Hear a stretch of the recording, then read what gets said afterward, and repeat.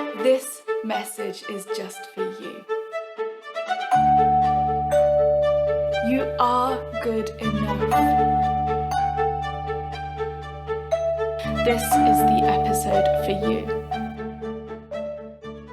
I want to celebrate my wins. I want to be proud of myself, but all it's doing is setting off the inner critic.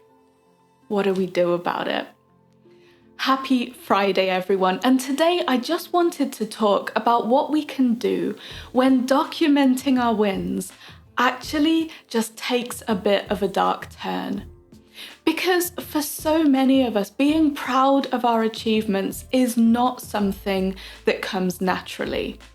And one of the things that we talk about a lot here is that the single best antidote to feeling like you're not doing anything, not achieving anything, not making any progress is documenting our wins. Because so often we're so good at ignoring them and brushing them under the carpet and minimizing them that we often need a reminder that we've done so much more than we think we have. And that what we're doing is making so much more of a difference than we tell ourselves it is.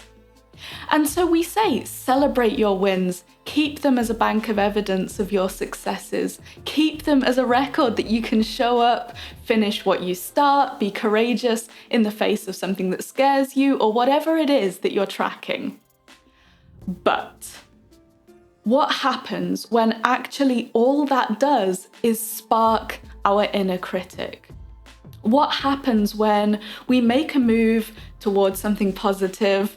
It works for a while. We genuinely do feel that spark of pride, of joy, and then the inner critic gets wise to it. Well, for a while, we stall her with our jar of evidence. We proudly acknowledge our wins, we give ourselves rewards, it works, it feels amazing. But then the inner critic adapts. And she says, well, look at all those things you did, but you still haven't got there, have you?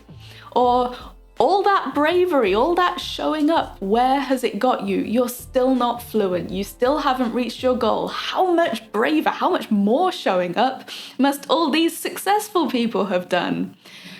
And she triumphantly concludes that this is a testament to the fact that being brave isn't enough, being hardworking isn't enough, finishing that thing meant nothing.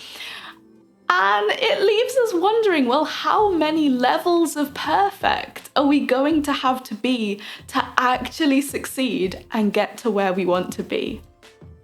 And if this is where you are right now, I wanted to send you this message to say, whatever you do, even with those voices, do not stop counting your wins on account of the inner critic.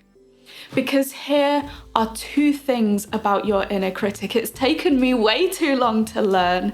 It's made the journey so much more unpleasant than it needed to be for me. And I really want to make sure that this doesn't happen for you as well, or at least that you're aware of it long before I was.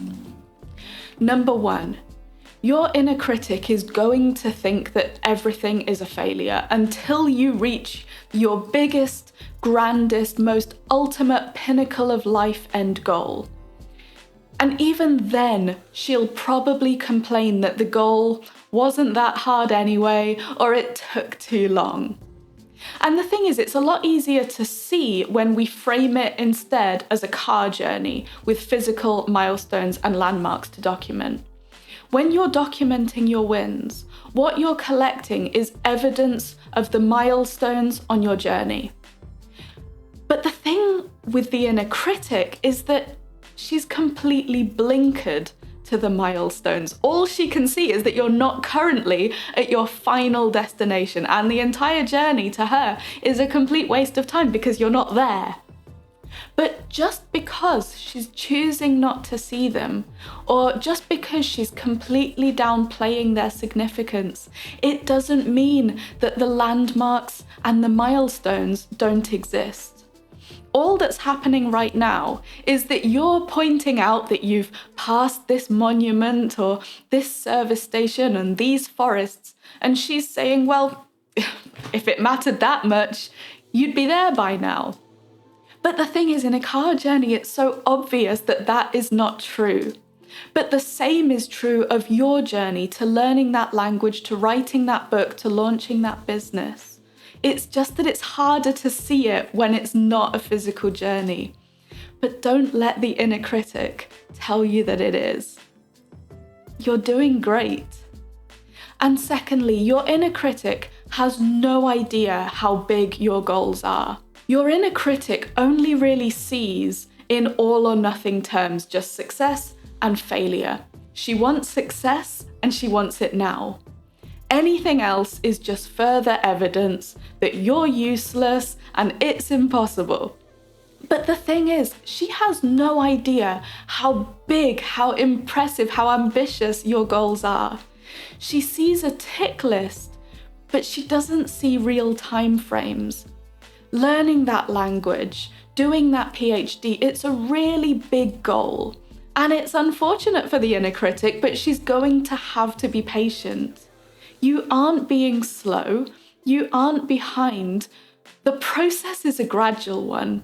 It's going to take time, it's going to take patience, and she's just going to have to deal with that. So when the inner critic pipes up, just treat it like impatience. Treat it like a very long, very trying car journey with a small child asking, "Are we there yet?" every 5 minutes. Your inner critic, I know she gets personal, and I know that she knows exactly what buttons to press to make you feel like you are the worst and most incompetent person in the whole world. But guess what? This is just a much more sophisticated, much more toxic way of saying, "Are we there yet?" And no, we are not there yet, because the journey is many hundreds of miles long over all sorts of terrain, and we've been in the car for less than an hour. So stop it. And if there is one takeaway from this episode, language learners, as we go into this weekend, it is do not stop acknowledging and tracking and celebrating your wins. Do not let your inner critic tell you that they aren't worth it. And do not let her tell you that everyone else is passing those milestones too, and they're doing it faster and they're doing it better. Because yes, lots of people pass those forests and those service stations every day. But guess what else? They're not going where you're going. Their mere presence in the vicinity of that landmark spot does not invalidate your right to also be there. Your wins are so important. So don't stop looking for signs of progress, and don't stop celebrating when you find them. Have a wonderful day, have a wonderful weekend, and I will see you back here on Monday.